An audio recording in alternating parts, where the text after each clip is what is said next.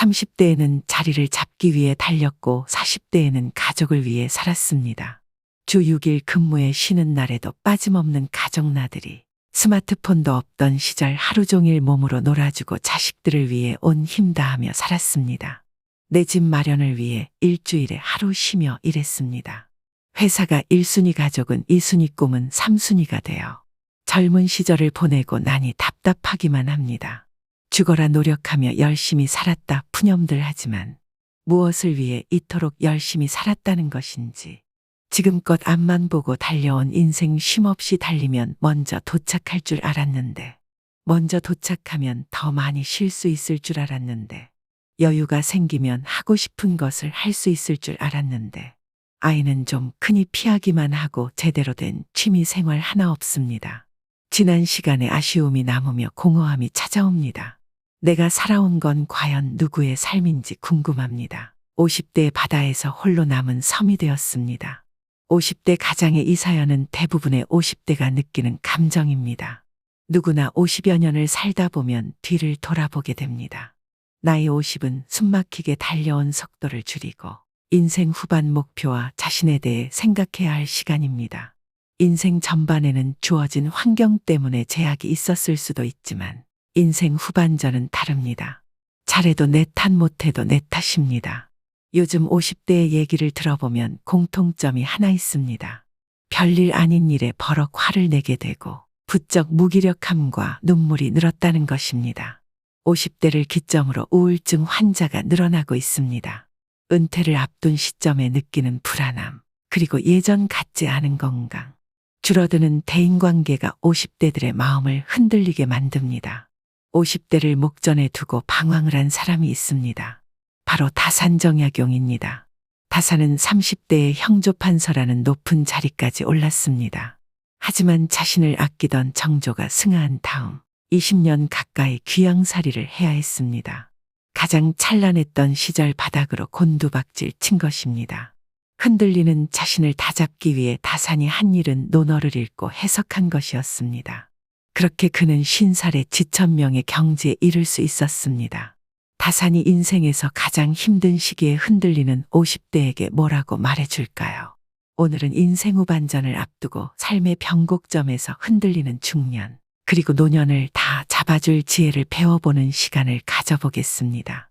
영상을 끝까지 시청하셔서 지친 마음의 위로가 되시길 소망합니다. 흔들리는 중년 노년에게 다산 정약용이 전하는 말 첫 번째는, 겉모습을 잘 가꾸어라. 질이 문을 이기면 촌스럽고 문이 질을 이기면 거치게 된다. 문과 질이 잘 어울린 후에야 군자다워진다. 질이란 사람의 내면을 말하고 문은 외면의 반듯함, 겉모습을 말합니다. 공자에 따르면 둘 중 하나만 뛰어난 것은 올바른 수양이 아니라고 합니다. 순서를 정하자면 질이 먼저다. 그러나 다사사는 문이 질에 뒷받침되어야 진정한 가치가 있다고 말했습니다. 겉과 속은 따로 떨어져 있는 것이 아닙니다. 내면이 바른 사람은 품격이 겉으로 드러나고 겉모습이 안정된 사람은 마음 역시 경건합니다. 다음은 다산이 두 아들에게 보낸 편지에 있는 글입니다. 지난번에 너를 보니 단정하고 엄숙한 빛이 전혀 보이지 않았다. 이는 성인이 먼저 외모로 수습해 나가야 마음을 안정시킬 수 있다고 가르친 이치를 모르는 것과 같다. 비스듬히 눕고 삐딱하게 서서 공경하게 마음을 지킬 수 있는 사람은 없다. 높은 이상을 가진 사람은 반드시 그 주변부터 정리합니다. 그리고 반듯한 자세로 일상에 임합니다. 겉모습에도 신경 쓸 줄 아는 사람이 되어야 합니다. 많은 연구들이 외모가 사회적인 성공에 영향을 미칠 수 있다고 합니다. 첫인상은 사람들에게 매우 중요한 역할을 합니다. 첫인상은 3초에서 5초 만에 결정되기 때문에 이 짧은 시간에 강한 인상을 주도록 외모를 매력적으로 가꾸어야 합니다. 또 성공하는 사람들은 자신의 외모에 긍정적 태도를 가지고 있습니다. 자기인식이 긍정적이고 자존감이 높은 사람들이 외모와 유관하게 성공적인 경험을 더 자주 하며 외모에 영향력을 줄 수 있다는 것을 발견하였습니다. 물론 우리가 성공하기 위해서는 실력을 갖추는 것이 중요합니다. 그러나 이에 못지않게 매력적인 외모도 중요합니다. 자신을 가꾸지 않는다면 처음부터 남으로부터 선택조차 받게 되지 못할 것입니다. 품질과 디자인이 겸비되어 명품이 되듯 꽉 찬 내면이 자연스럽게 겉으로 드러나는 사람. 그 사람이 바로 진정한 명품입니다. 두 번째는 주변의 말에 흔들리지 말라. 50세가 되기 전 40세의 나이는 불혹이라 부릅니다. 불혹이란 미혹되지 않는다는 뜻으로 각종 유혹에 흔들리지 않는 나이가 되었음을 뜻합니다. 선조들은 이처럼 50대가 되기 전부터 욕심에 의해 흔들리는 삶을 경계했습니다. 50대는 사회에서 웬만한 업적을 이룬 후 자칫 교만에 빠지기 쉬운 시기이기도 합니다. 혹은 주변 사람들과 비교 끝에 지금껏 살아온 삶에 대한 회의감이 가장 깊어지기도 쉬운 시기입니다. 다사는 그럴수록 더욱 마음을 다잡고 천명 즉 하늘의 뜻을 익히는 것이 중요하다고 말했습니다. 최선을 다해 살아야 하지만 세상의 부귀와 공공은 하늘의 뜻이라는 것을 깨달은 것입니다. 이처럼 천명을 알게 되면 부귀 영화를 누려도 교만하지 않으며 공공에 처해도 쉽게 흔들리지 않습니다. 다사는 지천명의 경지에 대해 이렇게 설명합니다. 천명을 완전히 익히게 되면 그 어떤 비방과 칭찬에도 마음을 흔들리게 할 수 없다. 일상에서 가장 많은 고민은 말로 인해 생깁니다. 직접 들은 말이나 떠도는 소문으로 사소한 오해와 근거 없는 비방이 우리를 힘들게 합니다. 하지만 그 소문을 막상 들춰보면 아무것도 아닐 때가 많습니다. 다음 날이면 물거품처럼 사라질 일로 하루를 망친 것입니다. 그러니 주변의 말에 흔들리지 않는 것을 50의 목표로 삼는다면 충분할 것입니다. 흔들리지 않는 마음을 가진 중년일수록 더욱 탄탄한 인생의 막을 설계할 수 있을 것입니다. 세 번째는 어제보다 더 나은 하루하루를 쌓아라. 논어고금주에는 군자는 위로 통달하고 소인은 아래로 통달한다라는 말이 있습니다. 여기서 군자는 인격이 갖춰진 사람이며 소인은 인격이 부족한 사람을 가리킵니다. 다사는 어제의 잘못을 되짚어보고 반복하지 않기 위해 노력할수록 더 나은 사람 즉 군자가 될 수 있다고 말했습니다. 다사는 군자와 소인 모두 처음에는 보통 사람이지만 군자는 날마다 한 등급씩 올라가 최상의 등급에, 소인은 날마다 한 등급씩 내려가 최하의 등급에 달한다고 했습니다. 둘은 반대 방향으로 가기에 차이는 크게 벌어집니다. 삶의 가치는 얼마나 빨리 가는지가 아닌 어떤 방향으로 가는지에 달려 있습니다.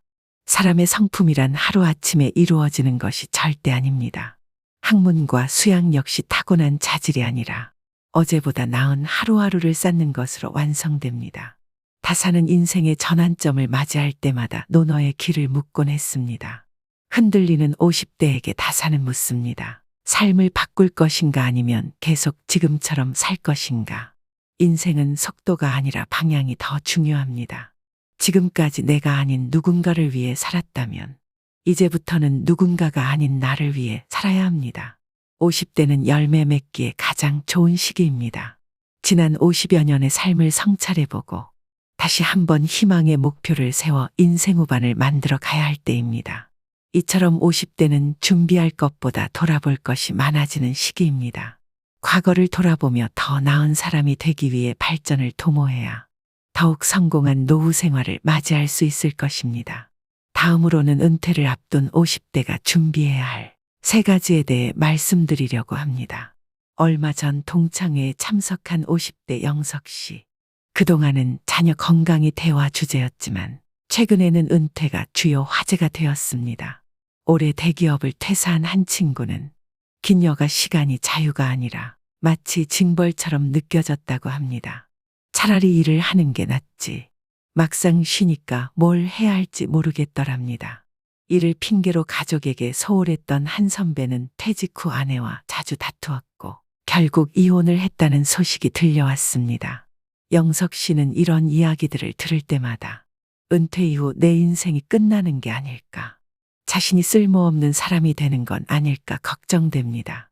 미움받을 용기의 저자 기시미 이치로는 정년 이후의 삶은 막이 내린 뒤의 인생이 아니라 그 이후의 새로운 시작이라고 말합니다. 67세의 철학자인 그가 제시하는 정년 이후 삶을 현명하게 준비하고 맞이하는 방법은 무엇일까요? 첫 번째는 공헌감 느낄 수 있는 일을 하세요. 소속이 사라지고 직장이 없어져도 자신에게 가치가 있다고 생각할 수 있으려면 공헌감을 느낄 수 있어야 합니다. 공헌감, 간단히 말해 내가 누군가에게 도움이 된다는 느낌입니다. 아들러는 진정한 행복은 공헌감이 있다고 합니다. 알베르트 슈바이처는 신학자이자 철학자, 오르가니스트였으며 바쁜 생활을 하는 틈틈이 의학 공부를 했습니다. 마침내 의사가 된 그는 아프리카로 가서 평생 아프리카 빈민을 위한 의료 봉사를 했습니다. 그는 그 일에서 공헌감을 느꼈습니다.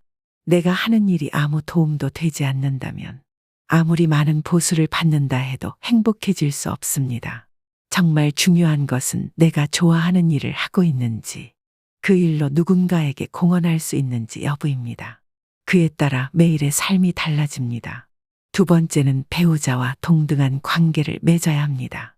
직장에 다니고 육아를 할 때는 서로 바빠서 느긋하게 대화할 시간이 없던 부부도 인생 2막을 맞이하면 관계가 달라집니다.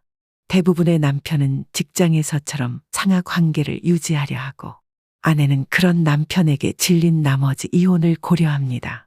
예전에는 일이 바빠 여행을 갈 수 없다거나 일 때문에 신경 쓸 여력이 없으니 자녀 교육은 배우자에게 맡긴다는 식으로 피할 수 있었습니다.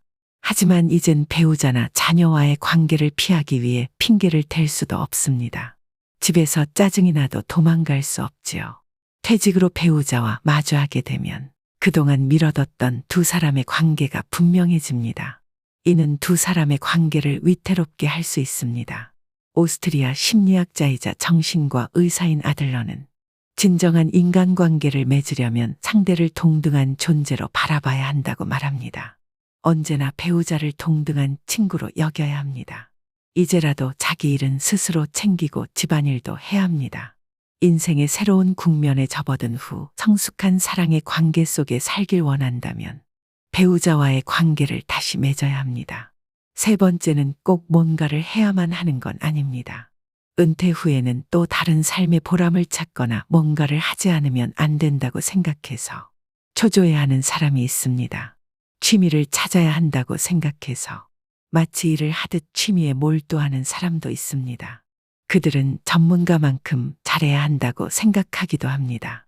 평생 부지런히 일한 사람이라면 반드시 뭔가 해야 한다고 생각하겠지만 이는 일이라는 저주에서 벗어나지 못했다는 증거이지요. 사실 아무것도 안 하는 사람은 없습니다. 책을 읽고 편지를 쓰고 산책을 하고 멍하니 있거나 잠을 자는 것도 모두 일입니다. 더는 직장에 나가지 않는 것일 뿐 아무것도 안 하는 건 아닙니다. 뭔가를 반드시 해야 한다고 생각하는 순간 그건 의무가 되고 의무감으로 하는 일에서는 보람을 느끼지 못합니다. 꼭 무언가를 하기보다는 인생에 대해 천천히 고민해 보는 게 먼저입니다. 그러면 새로운 일을 시작해도 다르게 일할 수 있습니다. 인생 2막을 생각한다는 건 결국 삶을 생각한다는 것입니다. 후회하지도 불안해하지도 말고 오늘을 한 발 한 발 신중하게 내디디며 살아가야 합니다. 이것이 지금 우리가 할 수 있는 일입니다. 요즘 50대들은 우스갯소리로 운 나쁘면 100세까지 산다는 말을 자주 한다고 합니다. 건강하게 그리고 계획적으로 노년을 보낸다면 좋겠지만 그렇지 않다면 지금까지 살아온 인생만큼이나 길고 지루한 시간이 기다리고 있을 거란 불안감이 들기 때문이 아닐까요? 이를 직접 경험했다고 말하는 한 90대 노교수는 죽기 전에 지나온 삶을 이렇게 회고합니다. 나는 존경과 박수를 받으며 60대 초반에 자랑스럽게 은퇴했지만 90세가 되었을 때 후회의 눈물을 흘렸다. 지난 30년의 삶이 한없이 부끄럽고 후회스럽다. 덤으로 살았던 희망 없는 시간이 30년이나 지속되었기 때문이다. 퇴직할 때 앞으로 30년을 더 살 수 있다고 생각했다면 이렇게 살지는 않았을 것이다. 건강하게 오래 산다면 50은 고민할 나이가 아닙니다. 얼마나 더 살게 될지 모르지만 그렇다고 손 놓고 인생의 마지막만 기다리는 건 좋은 방법이 아닙니다. 어느 노교수의 회고처럼 후회가 될지 모를 일이기 때문입니다. 오래전 율곡 이 선생은 경몽요결에서 학자들이 가져야 할 기본으로 공자의 구사를 들었습니다. 군자는 9가지 생각을 해야 한다. 볼 때는 밝음을 생각하고 들을 때는 총명함을 생각하고 세계는 온화함을 생각하고 용모에서는 공손함을 생각하고 말을 할 때는 진실함을 생각하고 일할 때는 공경함을 생각하고 의문이 생기면 질문을 생각하고 화가 날 때는 그 후에 닥칠 어려움을 생각하고 이득을 볼 때는 의를 생각해야 한다. 9가지 생각을 몸에 달고 살아야 한다는 것인데요. 천천히 읽어보면 당시 젊은 학생들에게만 필요한 기본이 아니라 인생 2막을 시작하는 50 이후의 우리들에게 더 필요한 지침이 아닌가 합니다. 첫 번째, 볼 때는 밝음을 생각하라. 명확하게 본 건 바른 판단의 기준이 됩니다. 이왕이면 긍정적으로 봐야 합니다. 부정적 시각의 피해자는 상대방이 아닌 내가 될 가능성이 더 크기 때문입니다. 사람을 보는 눈도 세상을 대하는 시각도 마찬가지입니다. 부정적인 시각으로 보면 세상은 부정적으로 보입니다. 검은색 안경으로 볼 수 있는 세상은 검은 세상이 전부입니다. 내가 본 것이기에 맞은 것일 수도 있지만 내 생각대로 본 것이라면 틀릴 수도 있습니다. 어떤 생각과 어떤 눈으로 보는가가 중요합니다. 지천명에 더 필요한 보는 기술이 바로 시사명입니다. 두 번째는 들을 때 총명함을 생각하라. 이는 듣는 게 보는 것 이상으로 중요할 때가 있습니다. 가끔 상대가 하는 말을 알아듣지 못하는 경우가 많습니다. 총명하게 듣는 것에 서툴기 때문입니다. 말하는 사람의 입장이 될 수는 없지만 반이라도 상대의 입장을 헤아려 줄 수 있다면 관계는 놀랄 만하게 좋아질 것입니다. 상사, 부하, 고객, 부모, 자식, 선생, 학생, 그 어느 누구와 이야기할 때라도 마찬가지입니다. 말하는 사람의 편에서 그의 입장이 되어 듣는 것, 그게 바로 총명하게 듣는 것의 시작입니다. 지천명에 더 필요한 듣기 기술입니다. 세 번째, 얼굴색은 온화함을 생각하라. 30, 40대에는 혼자서 일해도 성과를 낼 수 있지만 50대에는 사람들을 통해 성과를 내야 하는 사람들이 많습니다. 그러니 안색을 부드럽고 온화하게 해야 합니다. 그래야 사람들이 더 자주 찾아옵니다. 얼굴을 펴야 인생이 펴집니다. 상사의 얼굴이 온화해야 조직이 살아납니다. 가장의 얼굴이 온화해야 가족의 기가 삽니다. 지천명에 더 필요한 얼굴 관리 기술입니다. 네 번째, 겉모습은 공손함을 생각하라는 공손함이 있어야 한다는 가르침입니다. 리더의 행동 거지와 모습에는 공손함이 서려 있어야 합니다. 50세가 되면 자세가 틀어지기도 쉽습니다. 아무리 공손한 모습을 보이고 싶어도 어깨와 머리가 자꾸 뒤로 꼿꼿해지는 사람들이 있습니다. 자기보다 잘난 사람에게 그러는 것도 문제지만 못난 사람에게 그러는 건 더 보기 흉합니다. 다섯 번째, 말할 때는 진실함을 생각하라. 누군가에게 입을 열 때는 신중하고 진실해야 합니다. 같은 것을 두고 오늘은 이렇고 내일은 저렇고 한다면 언사충이 아닙니다. 지위가 올라갈수록 나이를 더 먹을수록 책임이 더 큰 자리일수록 말에는 더 큰 믿음이 있어야 합니다. 책임질 수 있는 말만 해야 합니다. 여섯 번째, 일할 때는 공경함을 생각하라. 자신의 직업이나 일에 대해서도 공경하는 마음이 있어야 합니다. 직업으로 하는 일치고 세상에 하찮은 일은 거의 없습니다. 일에 대한 가치 기준을 바꿔야 합니다. 평범한 일에도 존경의 가치를 더하면 가치 있는 일이 됩니다. 지천명에 해야 할 일 중에 하나가 자신의 업무와 일의 가치를 부여하는 일입니다. 일곱 번째, 의문이 들 때는 질문을 생각하라. 50이 되면 질문이 사라집니다. 질문은 멈추고 묻지도 않는 것에 답을 주고 싶어 합니다. 그러나 궁금한 게 있으면 누구에게든 질문을 할 수 있어야 합니다. 아랫사람에게 묻는 걸 부끄러워하지 말라고 공자는 반복하여 말했습니다. 지천명의 질문이 사라지면 더 이상의 발전은 없습니다. 더 이상의 흥분과 즐거움은 사라집니다. 지천명에 해야 할 일 중에 하나가 좋은 질문을 하는 일입니다. 여덟 번째, 화날 때는 더 큰 어려움을 생각하라. 화날 땐 한 템포 쉬어야 합니다. 분통 터지는 일이 났을 때 잠깐 멈추는 사람이 진짜 강한 사람입니다. 참기 어려운 경계점에 이르렀을 때 잠깐 멈출 수 있는 사람과 멈출 수 없는 사람의 차이는 백지 한 장도 안 되지만 그 결과는 천당과 지옥의 차이입니다. 그러니 소리 한 번 지르고 지옥의 괴로움을 당할 것인가, 한 번 참고 천당의 분위기를 만들 것인가 선택해야 합니다. 아홉 번째, 얻는 것이 있으면 이로움을 생각하라. 노력으로 얻은 재물에 크게 탓할 건 없지만 노력 없이 얻은 재물이라면 한 번 더 생각해 봐야 합니다. 지옥으로 인도하는 미끼는 아닌지, 함정으로 이끄는 먹이는 아닌지 재고해야 합니다. 대가 없이 남에게 귀중한 걸 준 경험이 있는 사람이라 하더라도 대가 없이 남에게 귀중한 걸 받는다는 건 함정일 가능성이 농후하기 때문입니다. 공자의 말과 삶에서 공허한 50세의 새로운 돌파구를 발견할 수 있습니다. 2500년 전 공자는 일개 사람의 힘으로 어찌에 볼 수 없는 세상의 흐름을 마주하고도 좌절하지 않고 할 수 있는 일을 하려 했습니다. 공자가 그랬던 것처럼 지금 내가 할 수 있는 일이 무엇일까 생각하고 결정하고 선택하면 될 일입니다. 그게 바로 지금 이 시대 50대의 지천명입니다. 누구나 자신만의 길을 갈 수 있는 것. 노노의 가르침은 어떤 파도에도 굳건히 배를 지키는 인생의 배의 닻이 될 수 있습니다. 노노의 공자가 말한 타인에게 미움받는 7가지 유형이 나옵니다. 타인의 나쁜 점을 쳐내는 사람, 낮은 자리에 있으면서 윗사람을 비방하는 사람, 용감하지만 무식한 사람, 과감하지만 융통성이 없는 사람, 자기의 편견을 내세우며 지혜롭다고 여기는 사람, 불손한 짓을 가지고 용감하다고 여기는 사람, 혹독한 말로 남을 공격하면서 곧다고 여기는 사람들은 가까운 사람들로부터 미움을 받습니다. 7개 중 하나라도 해당된다면 50이 되기 전에 무조건 그것을 고쳐야 합니다. 그래야 50이 되었을 때 존중받는 어른으로 성장할 수 있습니다. 그렇다면 50대가 되었을 때 익혀야 할 삶의 자세는 무엇일까요? 첫 번째는 배움을 즐기세요. 공자가 위대한 성인이 될 수 있었던 가장 큰 이유 또한 배움을 좋아했기 때문이었습니다. 겸손했던 공자도 배움만큼은 당당하게 자랑했습니다. 50대가 넘으면 인생의 후반을 빛낼 나의 브랜드를 만들어야 됩니다. 브랜드라고 해서 거창한 게 아닙니다. 여태 바쁘게 살아오느라 그동안 도전하고 싶었던 어학 공부나 악기를 한 가지 연주할 수 있는 취미 활동도 해당이 됩니다. 은퇴 후에 고통 없이 죽기만을 기다리는 게 아니라 그게 무엇이 됐든 배움을 즐기세요.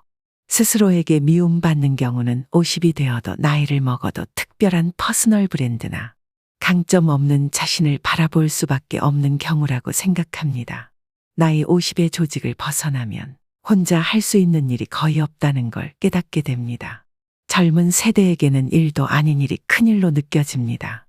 직장 다닐 땐 회사에서 해주던 세무신고도 스마트 기기 다루는 것도 혼자 하려니 여간 어려운 게 아닙니다. 50대가 회사를 다니는 세월 동안 세상은 빠르게 바뀌었습니다. 50에도 배움은 필요합니다. 세무신고하기, 스마트폰 다루기 같은 학습도 필요하지만 오랫동안 좋아할 수 있는 일을 찾는 게 중요합니다.